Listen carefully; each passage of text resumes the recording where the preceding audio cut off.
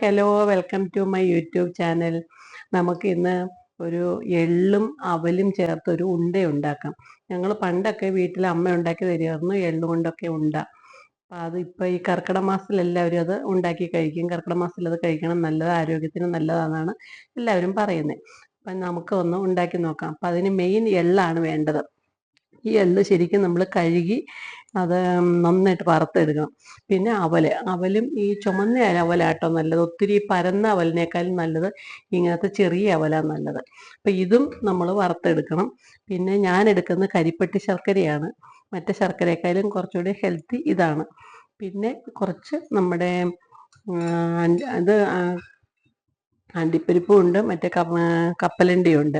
ഇത് പിന്നെ കുറച്ച് കറുത്ത മുന്തിരിയുണ്ട്, കുറച്ച് അല്ലാത്ത മുന്തിരിങ്ങ, ഉണക്ക മുന്തിരിങ്ങ, കിസ്മിസ് അതുണ്ട്. പിന്നെ നമുക്ക് ആവശ്യത്തിന് വേണ്ട ഏലക്കാപ്പൊടി, പിന്നെ തേങ്ങ വേണം, പിന്നെ നെയ്യ് വേണം. നെയ്യ് എടുത്ത് വെച്ചില്ല, നെയ്യും വേണം. ഇത്ര സാധനമാണ് നമുക്ക് ഈ ഉണ്ടയ്ക്ക് വേണ്ടത്. അപ്പം അത് നമുക്കിനി ചെയ്ത് നോക്കാമേ. നമുക്ക് എള്ള് കഴുകി എടുത്തു വെച്ചു. ഇനിയിപ്പോൾ നമുക്കതൊന്ന് വറുത്തെടുക്കാം. പക്ഷെ അതിനകത്ത് ഒത്തിരി വെള്ളമുണ്ട്. നമ്മൾ കഴുകി ഉണങ്ങാൻ വയ്ക്കാനുള്ള സമയം കിട്ടിയില്ല. അപ്പം അത് കാരണം വെള്ളം പറ്റുന്നവരെ നമ്മളൊന്ന് ഇളക്കിക്കൊണ്ടിരിക്കണം. ഒന്ന് പൊട്ടണ പരുവാണ്. നമ്മളിങ്ങനെ പിടിച്ചു നോക്കുമ്പോൾ അതിങ്ങനെ കിടുകിടാന്ന് കേൾക്കും. അതുവരെ നമ്മളിങ്ങനെ ഇളക്കിക്കൊണ്ടിരിക്കണം.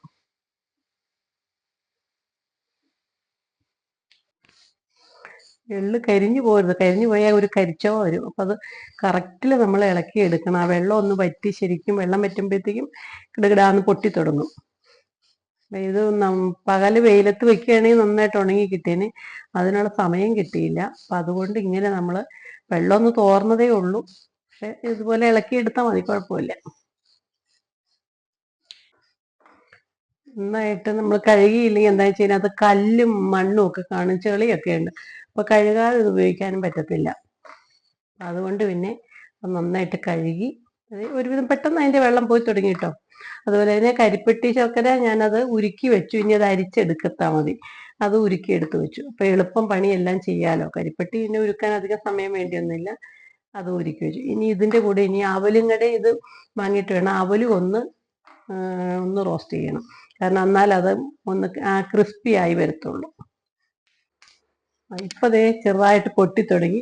ഇതിപ്പോൾ മൂത്ത് തുടങ്ങി. അതാണ് ഇപ്പം ഈ പൊട്ടുന്നത്. ചെറിയ ചെറിയ സൗണ്ട് കേട്ടോ.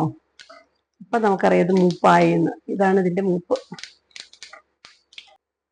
ഇതുപോലെ അവലും കൂടെ നമുക്കിങ്ങനെ ഫ്രൈ ആക്കി എടുക്കണം. അത് ഇങ്ങനെ നമ്മൾ പൊടിക്കുമ്പോൾ ചെറുതായിട്ടൊന്ന് അവല് പൊടിച്ചെടുക്കണം. ഒത്തിരി അല്ല, ഒന്ന് ക്രഷ് ചെയ്താൽ മതി.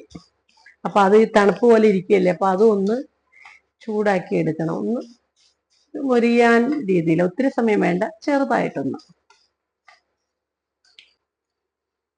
ഇത് നന്നായിട്ടൊന്ന് പൊടിയാൻ ഉള്ളായി. ഒത്തിരി പൊടിയണ്ട, എന്നാൽ ഒരു ചെറിയ. നമുക്ക് ഒരു സ്പൂണ് നെയ്യ് ഒഴിച്ചിട്ട് നട്ട്സ് ഒന്ന് വറുത്തെടുക്കാം.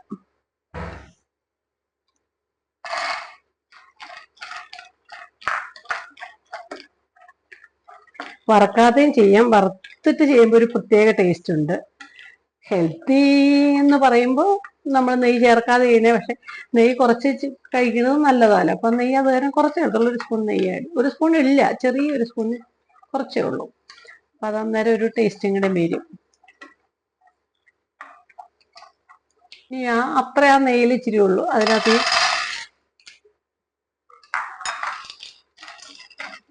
കപ്പലണ്ടിയും കൂടെ ഇട്ടു. അത് ഒന്ന് ചെറിയായിട്ട് ഫ്രൈ ആക്കി എടുത്താൽ മതി.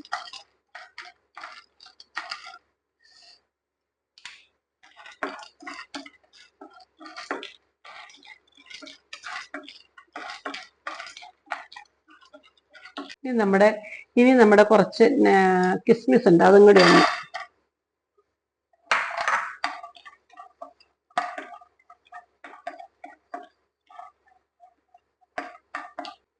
ഇനി ഇപ്പം ആ ബാലൻസ് നെയ്യുണ്ടല്ലോ, അതിനകത്ത് നമുക്ക് തേങ്ങയുടെ വെള്ളം എല്ലാം ഒന്ന് പോകണമെങ്കിൽ ഇങ്ങനെ ഒന്ന് ഡ്രൈ ആക്കി എടുത്താൽ, അല്ലെങ്കിൽ ഇരുന്ന് കഴിയുമ്പോൾ ചീത്തയായി പോകും. ഒത്തിരി ഇരിക്കാനില്ല, എന്നാലും അതും ഒന്ന് ഡ്രൈ ആക്കി എടുക്കുമ്പോൾ ആ വെള്ളമൊക്കെ ഒന്ന് വലിഞ്ഞ്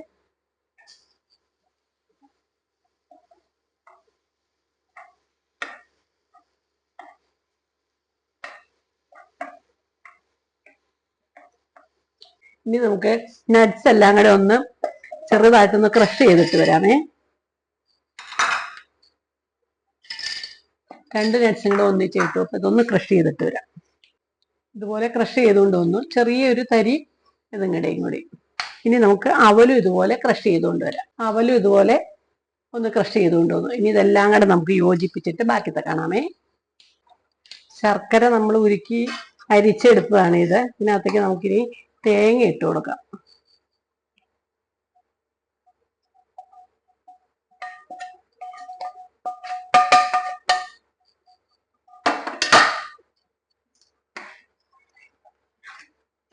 കുറച്ച് ഏലക്കാപ്പൊടി കൊടുക്കാം.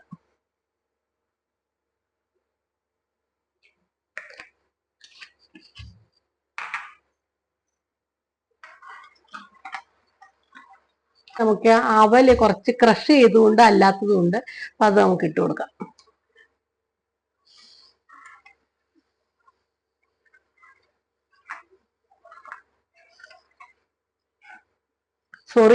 സോറി അവലല്ല കേട്ടോ, എള്ള്.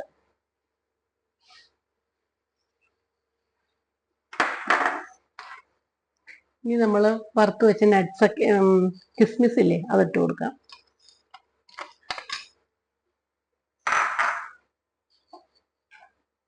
ഇനി നമ്മൾ പൊടിച്ചു വെച്ചില്ലേ നട്ട്സ് എല്ലാം കൂടെ, അത്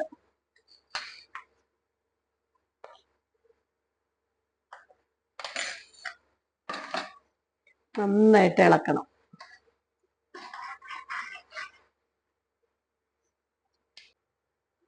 കയ്യിൽ കുറച്ച് നെയ്യ് തടവിയിട്ട് വേണം, അല്ലെങ്കിൽ നമ്മുടെ കയ്യെ കയറി പിടിക്കുന്നത്.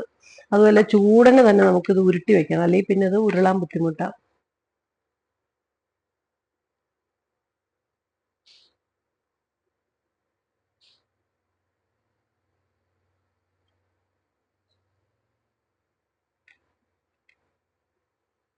നല്ല ചൂടുണ്ട്, കൈക്ക് നല്ല ചൂടാ.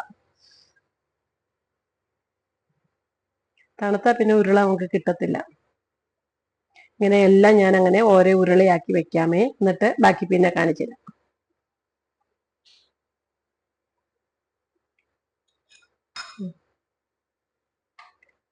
എന്റെ കൈ കണ്ടോ, ചുമന്നു ചൂടനെ എടുത്തുകൊണ്ട്.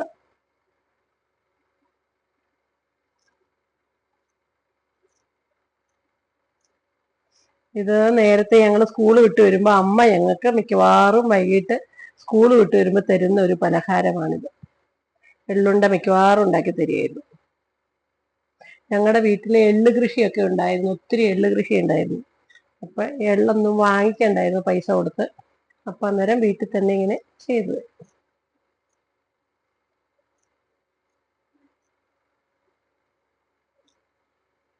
അന്നൊക്കെ അമ്മ ഉണ്ടാക്കി തരും, കഴിക്കും. ഇതിന്റെ എങ്ങനെയാന്ന് പോലും നമ്മൾ ശ്രദ്ധിക്കത്തില്ലായിരുന്നു. ഇപ്പോഴാണ് അതിന്റെ ബുദ്ധിമുട്ടുകൾ നമുക്ക് മനസ്സിലാവുന്നത്, ഇങ്ങനെയൊക്കെ ബുദ്ധിമുട്ടുകളുണ്ടെന്ന്. അങ്ങനെ നമ്മുടെ എള്ളുണ്ട എല്ലാം റെഡിയായി. അത് എത്ര എണ്ണം ഉണ്ടെന്ന് ഞാൻ എണ്ണി നോക്കിയില്ല, നിറയെ ഉണ്ട് അത്യാവശ്യം. നല്ല ഒരു അത്യാവശ്യം വലിയ എള്ളുണ്ട തന്നെയാണ്, നല്ല ഹെൽത്തി റിച്ച് ആയിട്ടുള്ള എള്ളുണ്ടയാണ്. അപ്പൊ ഇതുപോലെ എല്ലാവരും ഉണ്ടാക്കി നോക്കണം.